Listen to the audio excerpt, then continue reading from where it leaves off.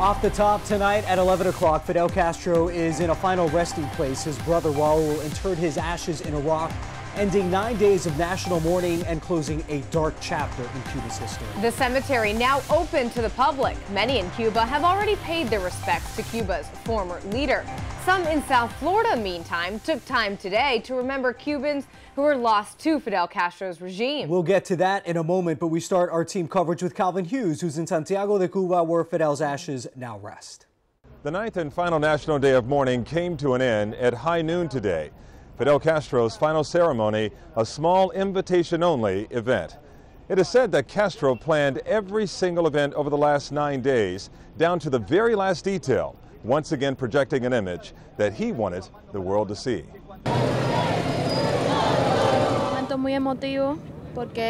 It's a very emotional moment, saying goodbye to the ashes of our comandante. We're standing firm by his legacy. Castro's cremated remains traveling through the streets of Santiago, one half of a controversial era in Cuba's history closing, and the other half vowing that the revolutionaries' ideas will continue. Castro's dying wish: no parks, streets, or monuments to be named after him. A far less dramatic final script for a man who loved political theater, and ever the master of myth and image. It's likely Castro's final attempt to define his legacy before his enemies can. 9 days of national mourning ending officially Sunday at noon. It began with 2 days of remembering Cuba's iconic leader at the Jose Marti Memorial in Havana's Revolution Plaza. The Cuban government estimating millions turned out. And then the 500-mile journey from Cuba's capital to Santiago, a so-called caravan of liberty with Castro's cremated remains.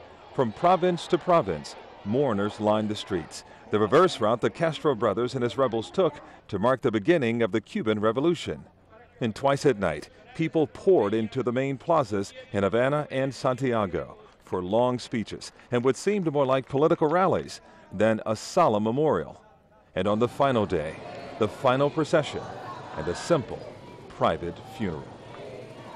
So the focus now shifts to the final resting place for Fidel Castro, and the cemetery where his ashes were interred are now open to the public.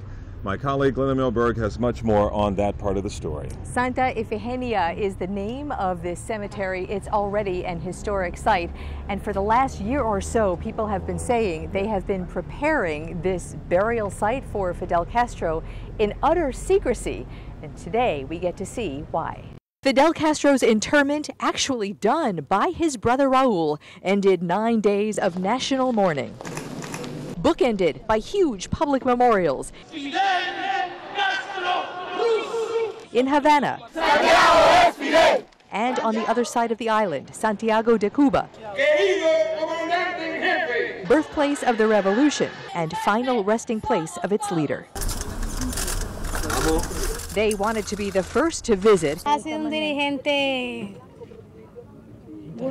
He was a good leader, she says.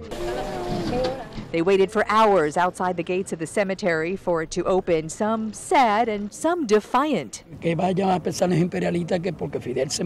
Ricardo Rivera says if the imperialists think they can come in and take over Cuba, we Fidelistas are prepared to defend it like he did.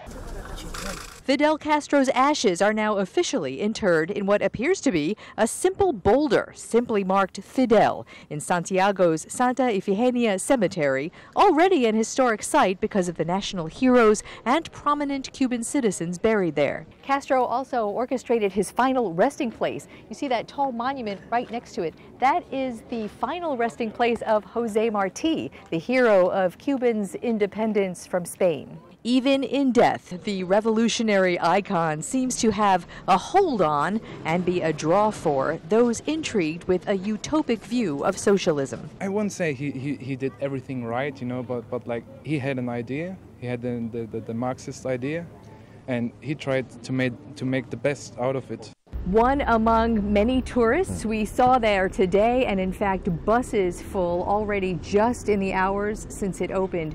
Santa Ifigenia is going to be a major tourist site for tourists For the people who live in Cuba, it is now a physical place to replace the physical person. One chapter closing in Cuba's history. As we press the fast forward button to go forward about what's going to happen with Cuba in the future, the question or the answer is we really sort of don't know, as we heard from the current leader of Cuba last night. And if things come to pass that we heard last night, and so many people here, nothing really can change anytime soon. It's a generational question, I think, at this point. All right. So for our final report from Santiago de Cuba, and for my colleague here, Glenna Milberg, I'm Calvin Hughes. We'll send it back to you in South Florida.